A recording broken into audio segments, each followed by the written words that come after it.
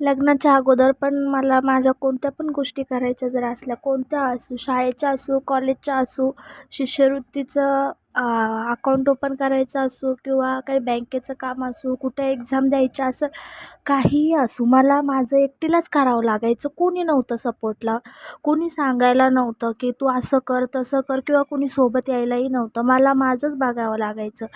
कारण माझा बाप मला चांगला नव्हता, त्यामुळे मला माझं एकटीला करावं लागायचं. तर काही माझं वाईट नाही झालं, मी खूप धीट काळजाची झाले. मला माझं म्हणजे स्वतःचं समजू लागलं की कसं केलं पाहिजे, काय केलं पाहिजे.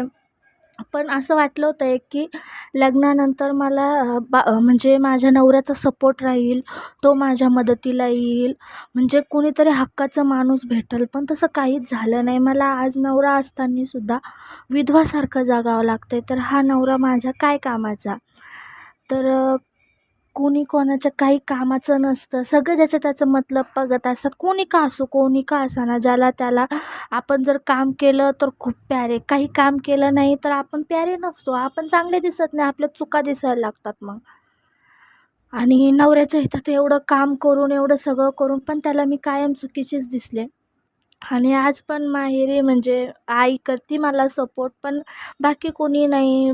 असं म्हणजे भाऊसुद्धा आता लहान नाही आहे, तो पण मोठा झाला आहे, पण कोणीच नाही आज. म्हणजे अ, माझी पिऊ आहे, माझी मुलगी आहे, तिला दवाखान्यात घेऊन जायचं होतं. तर त्याला मी एवढं म्हणजे इतकं रिक्वेस्ट करून करून म्हटले, दवाखाना घरापासून लांब आहे थोडासा. तर त्याला एवढं रिक्वेस्ट करून मी बोलले की चल माझ्याबरोबर, जायचं आहे आपल्याला, जायचं आहे.